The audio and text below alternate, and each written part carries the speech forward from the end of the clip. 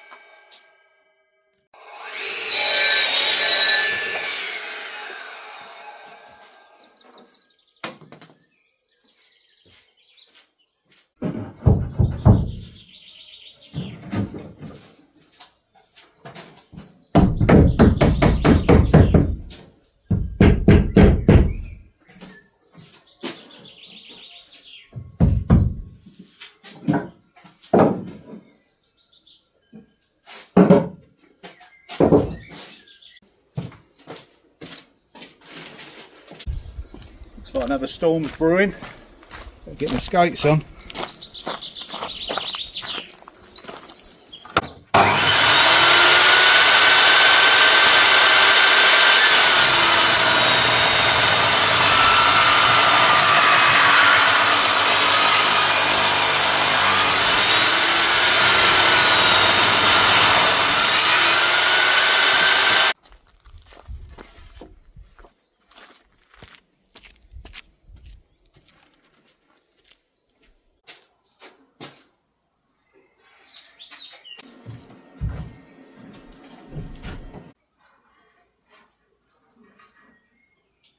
It's certainly long enough.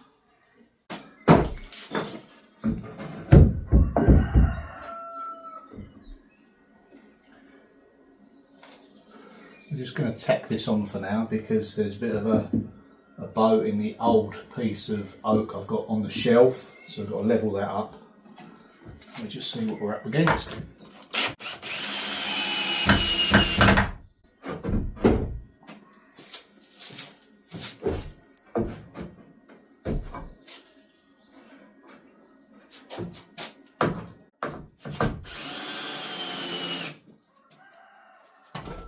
So what I've done on this extra piece here is raised it up above this, and that way we can kind of float through the discrepancy in the bow in this, because it's slightly twisted because of its age.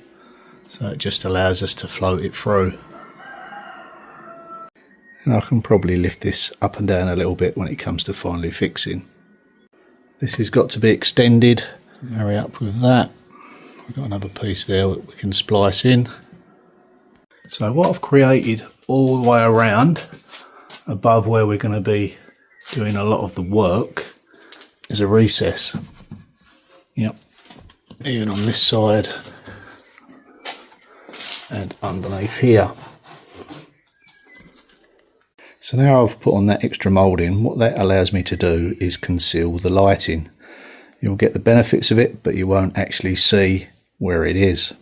Now, as you're probably aware, I give this renovation project quite some thought, and been trying to think, I want some modern conveniences in here, but at the same time retaining all of its period charms.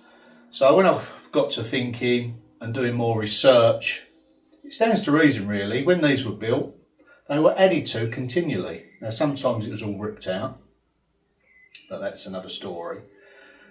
I've tried to put in all the period pieces and elements like the stone and the wood, and then add different layers through the centuries. So, you know, the kitchens would have come about a couple of 100 years ago, probably when you got your granite sinks in, and then the lighting, you sort of come up to the early part of the century to the present day. So what I want to do is put in some period lighting, but just add all those different layers, because that's what it would have actually been. It would have all been added to as time went on. So hopefully, you know, I don't want to do a museum recreation or anything like that. It's got to be practical. I want to use it. It's going to be like a multifunctional space. Yeah, it may be for family further down the road once I secure each building either side. It may be for other people coming to stay. But as it stands, the first thing I need to do is get it all complete, and then I'm going to start using it as a workshop stroke studio for YouTube and doing some cooking and renovating and bits and pieces like that. So yeah, it's going to be multifunctional, but at the same time it's got to be done right. I think I'm somewhere there. Yeah, that's a great idea actually, putting around a plinth, hiding your lighting behind it so you don't see that, you know, ugly lighting strip behind it. You just get the pleasant glow. Yeah, I think that'll work in this space. Now, I recently went to a vide grenier and picked these lovely little period pieces up. Got the nice pastel colours. So I'll probably have the yellow upstairs in the bathroom. Probably go for this kind of, what would you call that? Odinil? Duck-egg colour. Just something simple for, you know, your soap and that. So we're probably going to look at mounting these over there. Now they were just €1 each. So yeah, I've got 3 and figured if I don't use this one, it'll go somewhere else. So we'll have our taps there for the sink below. Just a preference really, left or right. Probably go somewhere like that. Okay, let's cut this off flush there. I'll poke my eye out on it.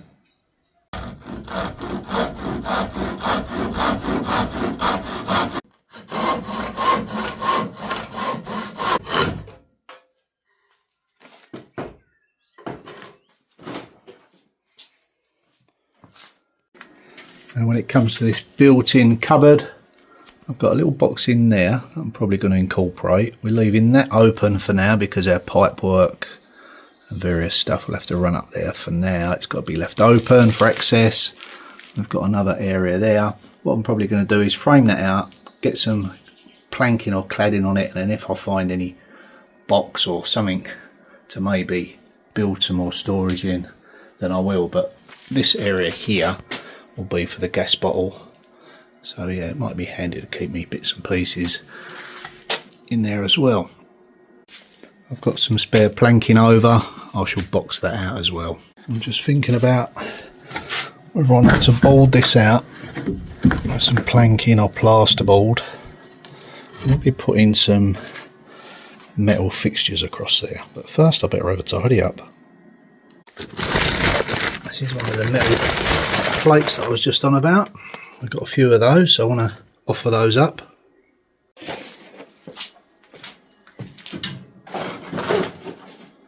At the moment these shelves are just being used for like brackets and screws, trying to get a little bit of organisation going, but eventually it'll all be filled with some nice objet d'art and some nice books.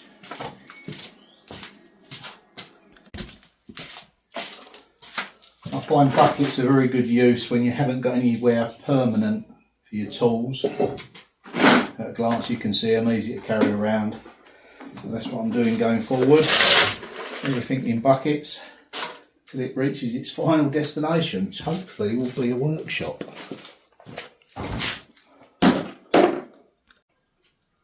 Quick hoover.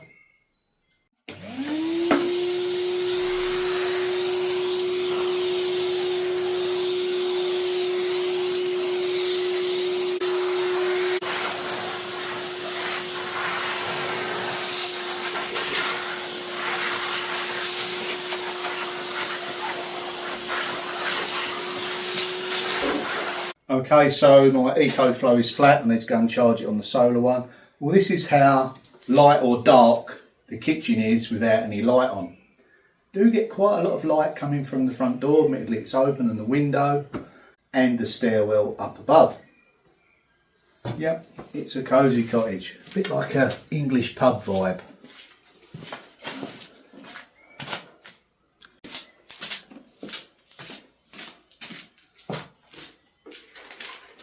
Now, me using these EcoFlow units over the last few years really has helped to keep the electricity bill down.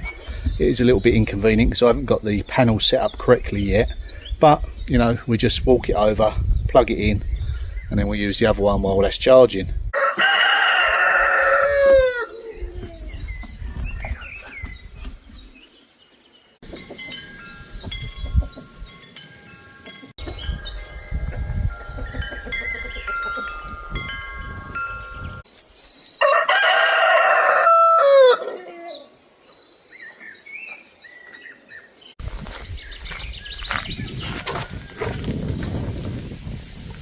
Rain and wind.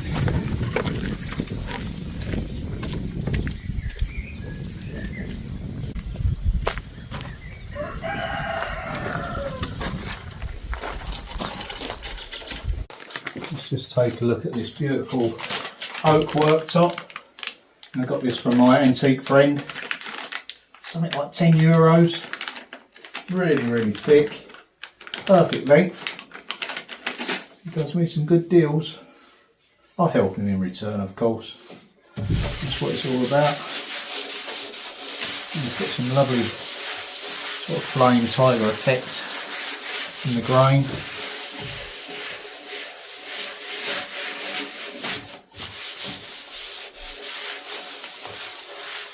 Perfect. I'll get some oil on there. It will look fantastic. Now, when it comes to choosing materials, although I've got new pine that will be painted, but any of the hardwoods and darker woods, it needs to have that certain patination on it, so it looks like it's always been here. If it looks too new, it'll just stick out. And I don't want anything jarring really. Same with the furniture and that goes in here.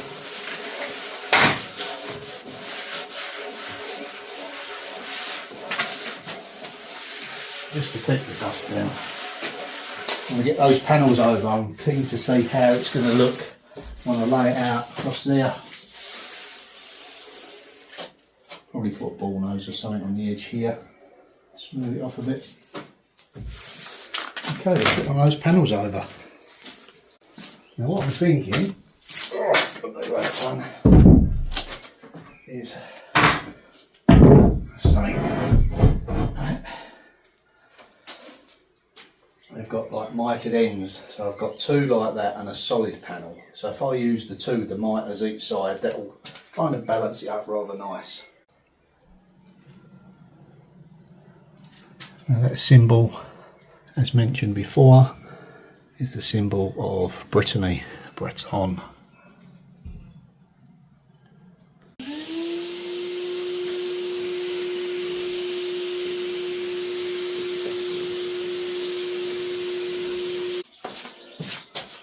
A little bit dirtier than I anticipated.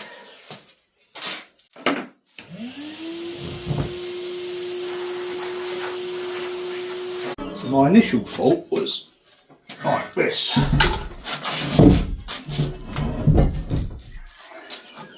So we've got the tape up each side. I would be pretty pleased with that. So this basically will be the splashback. I'm going to have my stove here, worktop mounted. Now I'll give you a little update. I'm in the process of buying one online, and there's been a bit of a confusion from the French seller with the postage, but hopefully we've sorted that out now. And within the next week or two I'll have it. So that's going to be sited here. Gas bottle's going to go underneath outside. So I'm going to be cooking here. And it's great to be able to stand here, cook, look out the windows, you know, look around the whole room. Everything is open from this point, which is great, and that's what I wanted. They are really going to look nice once they're polished up. We get some black grate polish on them. Yeah, now I've just got to figure out what to put behind. Don't forget we've got our LED light shining down on here. They will look fantastic. Yeah, I'm well pleased with that. I'd just like to say a big thank you as well to Linda, who's purchased some stuff from my website shop. Welcome to seansworld.com. There's merchandise in there as well, and thank you everyone else that has purchased recently. I will get round to mentioning all your names. I'll have to write them down, and I'll give you a shout out in the next video. It is much appreciated, and you help me go out and buy, you know, extra materials and keep this renovation on track. Talking of materials, that is it for this one. I need to go out and get some more, and I'll see you in the next video tomorrow. Thanks for watching. Bye for now.